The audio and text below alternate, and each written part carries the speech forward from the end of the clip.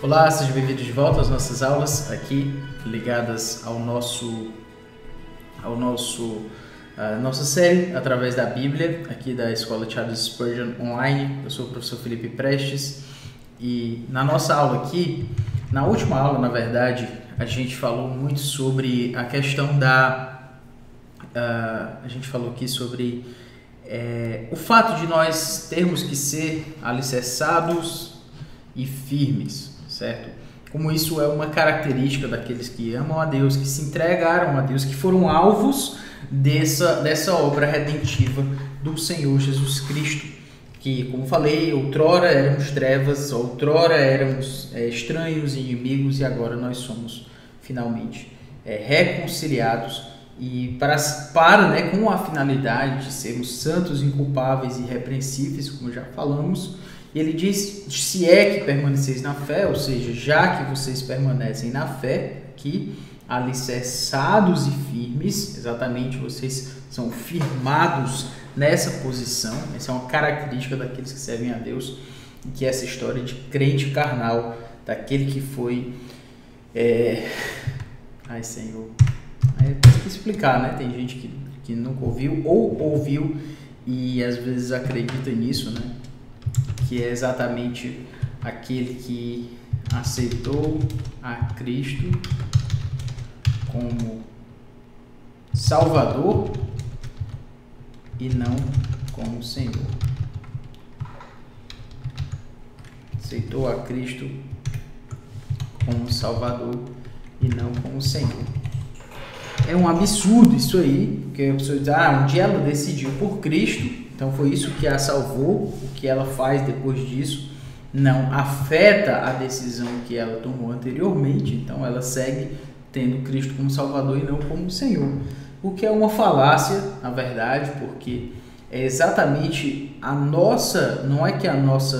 o que a gente faz depois da nossa decisão por Cristo. O que nós fazemos depois dessa decisão, ele não garante o que a gente fez. Ele atesta o que a gente fez. É diferente. Eu não estou garantindo a minha salvação. Acontece que viver assim, de uma certa forma, viver assim, ele é uma vida que vai atestar, que vai confirmar, que vai consolidar aquilo que eu fiz anteriormente. Então, tendo falado sobre isso, a gente chega aqui no versículo 23 ainda, quando diz: não vos deixando afastar da esperança do evangelho que ouvistes. Não sei se você lembra, mas lá no versículo, aliás, mais acima aí no capítulo 1, nós falamos sobre esse ouvir, desde que ouvimos, esse evangelho que vocês ouviram. Paulo está chamando a atenção para essa ideia de ouvir. Mas antes disso, ele fala, não vos deixando afastar da esperança do evangelho. Vamos ficar aqui, do evangelho que ouvistes.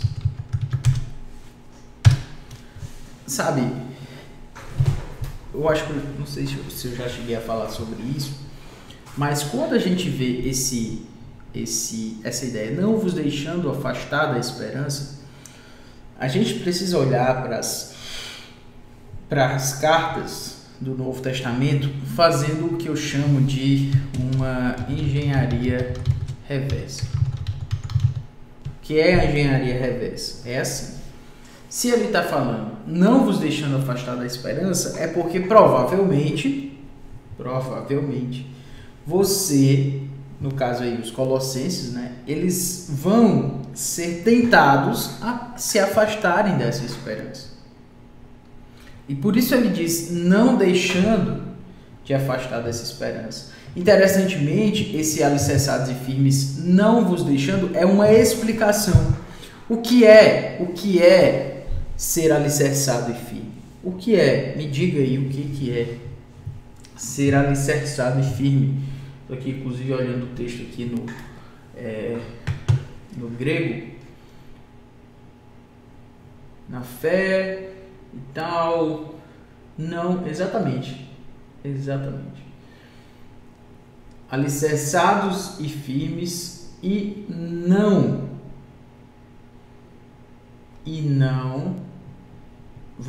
se afastando, né? Então a ideia aí é uma explicação do que significa permanecer na fé, certo? O que significa permanecer na fé? Permanecer na fé é estar alicerçado.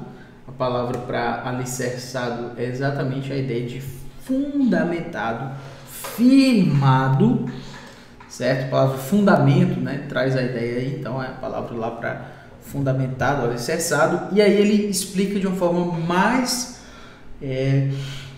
específica ainda o que é permanecer na fé. Permanecer na fé é não se afastar, o que Paulo está falando aqui. Paulo explica o que significa permanecer na fé, que é exatamente não se afastar da esperança do Evangelho.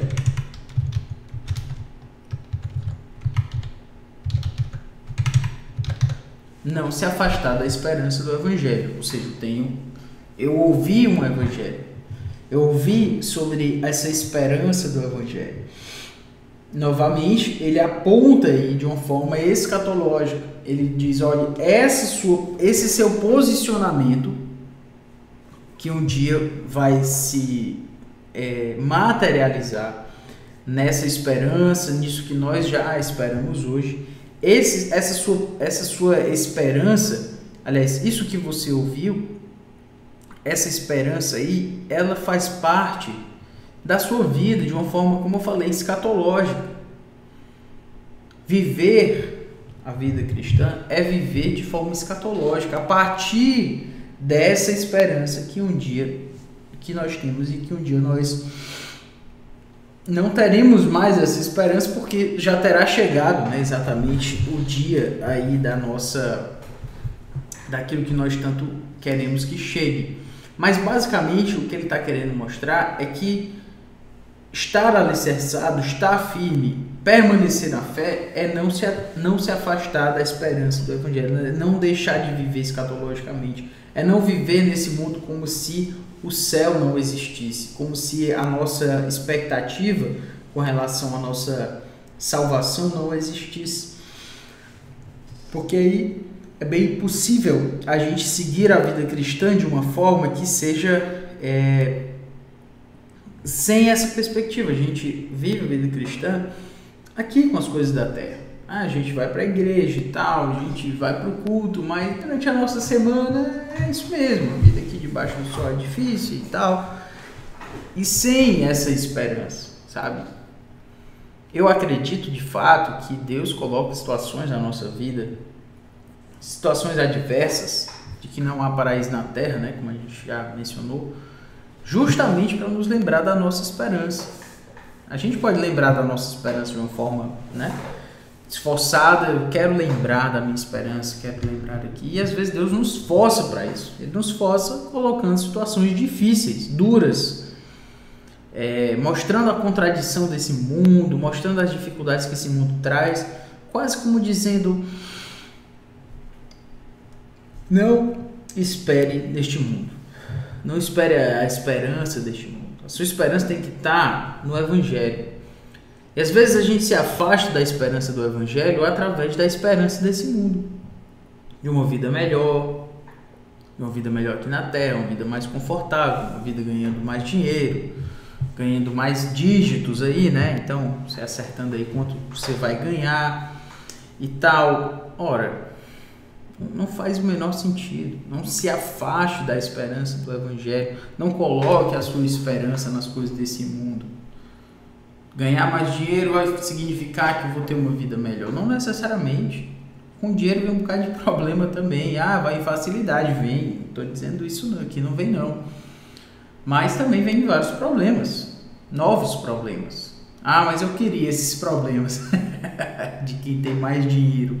Alguém poderia pensar assim, né? Mas o que eu quero dizer é que se você levar a sério a vida cristã, você vai ter provas e mais provas de que a salvação da nossa vida não está nas coisas daqui, não está na esperança das coisas daqui. A esperança da nossa vida está no Evangelho, na obra redentiva de Cristo, no que Cristo fez por nós. A nossa esperança está nisso.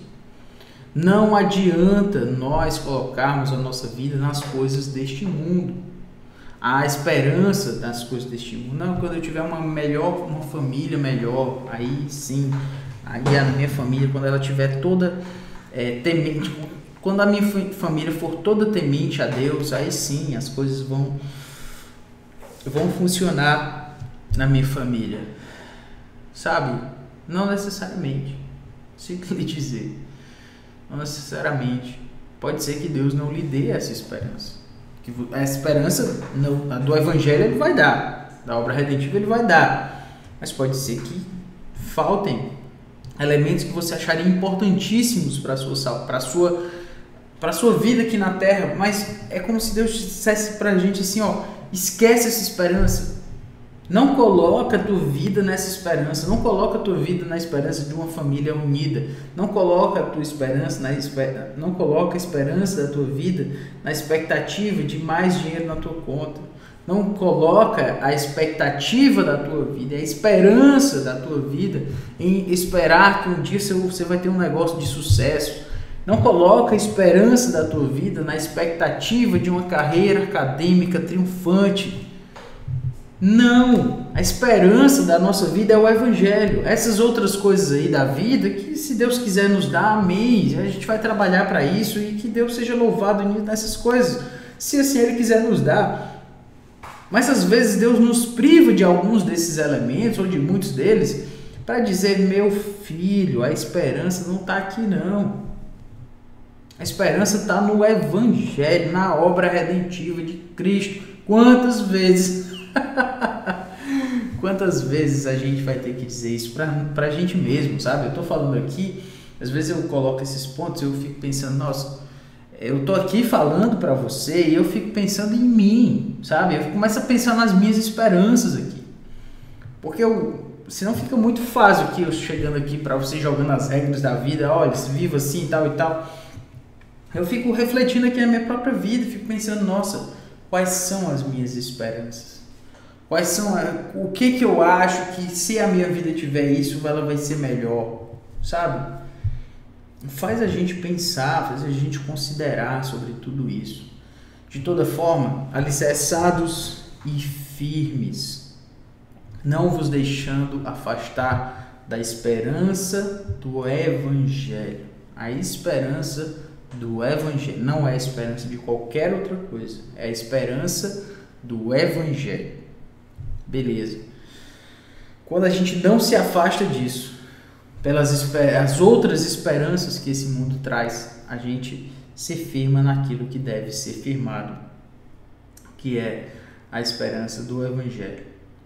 E agora ele vai falar a esperança do Evangelho que ouvistes. Eu quero chamar agora a atenção para essa expressão aqui, ouvistes, certo? Exatamente porque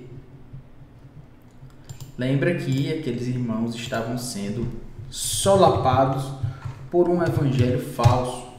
A heresia colossense falava de um Jesus Cristo que não era o primeiro lugar, falava de um Jesus Cristo, de uma salvação que não era a salvação verdadeira. E Paulo aqui, ele afirma e ele atesta que esses irmãos, a esperança do evangelho não é de qualquer evangelho também. É do evangelho que vocês ouviram. Por quê? Porque existem evangelhos que dão outras esperanças. Como eu falei, vão existir alguns evangelhos por aí que vão prometer outras coisas. Nesse caso aí, talvez era um evangelho do siga a Cristo, tenha esse conhecimento especial que diferencia você das pessoas e faz você alcançar emanações da parte de Deus. a partir dessa gnose, desse conhecimento especial, através de umas certos processos pelos quais você vai passar e chegar até finalmente ao momento de uma maior comunhão com Deus, de um conhecimento de Deus e tal.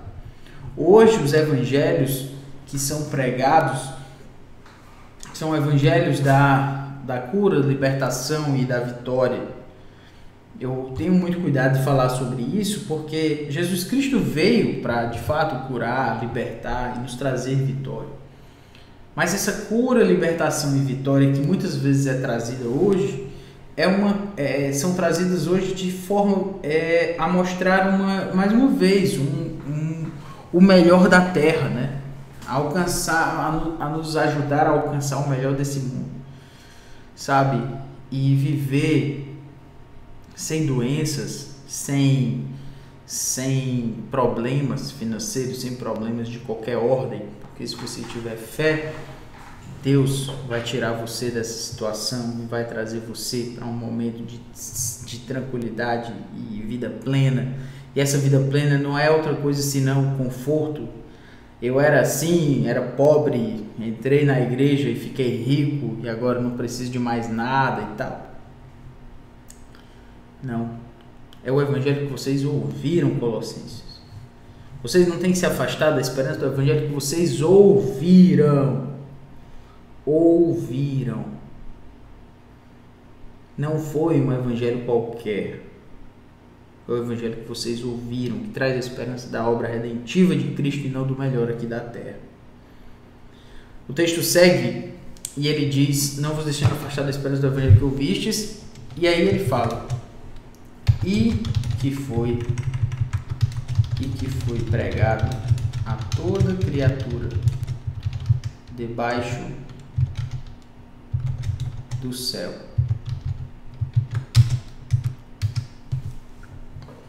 Paulo está falando aqui, esse evangelho, que é o evangelho que eles ouviram, não é qualquer evangelho, não é qualquer esperança, é o evangelho que eles ouviram, que foi pregado a quem? A toda criatura debaixo do céu. Você pode perguntar, toda criatura debaixo do céu, mas foi pregado aos peixes, aos golfinhos, aos animais, aos cachorros, gatos. É isso, né? Claro que não, certo? A ideia aqui a toda criatura debaixo do céu, ele está falando do que a gente chama de universalismo. Mas já vou explicando para você, tá? Que universalismo não é, nesse caso aqui, um universalismo redentivo, né? De que todos vão ser salvos no final das contas. Não, aqui é no sentido de o evangelho ser pregado para judeus e gentios. E não só isso, mas só que todo tipo de gente, certo? Judeus e gentios, porque quem não é judeu é gentio, né? Isso engloba todas as pessoas. Mas é um evangelho que é pregado abrangentemente, certo? Para toda criatura, toda criatura. Esse evangelho foi pregado a toda criatura, o que nos faz chamar a atenção para o fato de que muitas vezes nós pregamos o evangelho somente para as pessoas que são parecidas conosco. Mas Paulo diz: esse evangelho foi pregado a toda criatura debaixo do céu, ou seja, toda pessoa deve ouvir o evangelho. O rico, o pobre, o branco, o negro, o jovem, o mais velho, o idoso, qualquer pessoa, sabe? O brasileiro, o americano, o timorense, o português, o espanhol, o argentino, até o argentino, né? Todo mundo, sabe? Todo tipo de gente, todo tipo de gente. Tem um livro que é O Deus Pródigo. O Deus Pródigo. É o livro lá do Timothy Keller, certo? Que ele vai falar sobre a parábola, né, do filho pródigo, que na verdade ele diz que é a parábola dos filhos pródigos, dos filhos perdidos. Não é só um filho que é perdido, são dois. Mas um dos pontos que ele traz ali é mostrar que nós somos que nós costumamos levar o evangelho para aquelas pessoas que são parecidas conosco. Que a nossa igreja, olhe para a sua igreja, certo? Olhe para a sua igreja. Você vai ver lá na sua igreja pessoas parecidas com você, a maioria das vezes. Pessoas mais ou menos parecidas. Por quê? Porque se prega o evangelho para aquele tipo de gente. Não é qualquer tipo de gente. Você prega o evangelho para, normalmente, pessoas que são parecidas com você. Mais ou menos do seu mesmo nível social, mais ou menos pessoas que têm quase as mesmas preferências. E a igreja vira um grupo, né, de pessoas parecidas. Isso acontece em qualquer igreja, sabe? Não é só lá. Não são só em algumas, não. Isso aqui é para qualquer igreja. Acaba sendo isso. E o Timóteo Keller chama a atenção da gente para dizer o seguinte: olha, isso acontece exatamente por isso. Por que é tão estranho chegar pessoas diferentes na igreja? Pessoas que você olha assim, nossa, essa pessoa é muito diferente. Por quê? Porque normalmente o evangelho não é pregado para esse tipo de gente. Então, estou falando tudo isso para quê? Para que você entenda que o evangelho é pregado para todo tipo de gente. E que nós deveríamos fazer a igreja, né? Estou falando da igreja porque nós pregamos, pelo menos se espera que na igreja nós vamos pregar o evangelho no púlpito, na escola bíblica, no grupo de estudos, sei lá. Nós devemos fazer de tal forma que o evangelho seja alcançado por todo tipo de gente, ou seja, que ele possa ser entendido por todo tipo de gente, a toda criatura debaixo do céu, todo tipo de gente. Não só os jovens, não só os velhos, não só os jovens adultos, né? Não só a classe média, não só a classe mais rica, não só a classe mais pobre. Todo tipo de gente. Gente é para ser pregado, para todo tipo de gente. Não vos deixando afastar da esperança do evangelho que ouvistes e que foi pregado a toda criatura debaixo do céu. E para encerrar aqui, quando ele diz, e do qual diz, né? E do qual o quê? Do evangelho, né? Paulo, me tornei ministro. O que ele está chamando a atenção aqui para do qual Paulo me tornei ministro? A palavra aqui para ministro, assim como era a palavra lá no caso de Epáfras,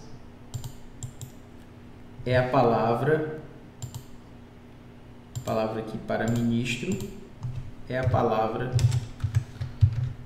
diáconos, que em português é diáconos. Exatamente. Paulo está dizendo, eu me tornei ministro desse evangelho que vocês ouviram. Sabe, aqui Paulo está usando a palavra diácono, servo, sabe, ministro. A gente vê às vezes as pessoas puxando, né, aquela carteirada ministerial, né? Eu sou isso aqui, eu sou tal coisa e tal. Não. Ele diz, eu sou servo, meu amigo, eu sou um ministro do evangelho. Mas ministro, a gente já, na nossa cabeça aqui, a gente ouve a palavra ministro já de uma forma diferente, né? Mas a ideia é servo, eu sou um diácono, eu sou um servo, eu sou uma pessoa que serve. E qual foi a outra pessoa da qual Paulo falou e descreveu como um ministro, como um diáconos? Foi Epáfras, aquele que pregou o evangelho lá para aquelas pessoas, né? Aquele que chamou a atenção daquelas pessoas ali como sendo, chamou a atenção para o evangelho, plantou aquela igreja lá de Colossos, para quem Paulo está mencionando. Ele dizia, eu sou ministro, servo, diácono. Lembra que a palavra diácono aqui, nesse contexto, é a ideia de ministro, de servo, e não necessariamente daquele termo eclesiástico para designar aquele que serve às mesas e tal e tal. Aí é outro momento, tá? Essa palavra diácono pode se referir a esse termo oficial eclesiástico ou pode simplesmente significar um servo. De toda forma, o que eu estou chamando a atenção é que o apóstolo se coloca como um diáconos, como um servo, e não puxa, né, a sua carteirada, digamos assim, né? Não que ele não possa fazer isso, mas nesse momento ele está dizendo: eu sou um ministro desse evangelho, esse evangelho que vocês ouviram, que foi pregado a toda criatura, e não se afastem deles, porque essa é a forma de vocês mostrarem que vocês estão permanecendo na fé, quando vocês estão alicerçados e firmes e não se deixam levar por qualquer outra esperança. Por enquanto ficamos por aqui, um grande abraço e que Deus nos abençoe. Valeu!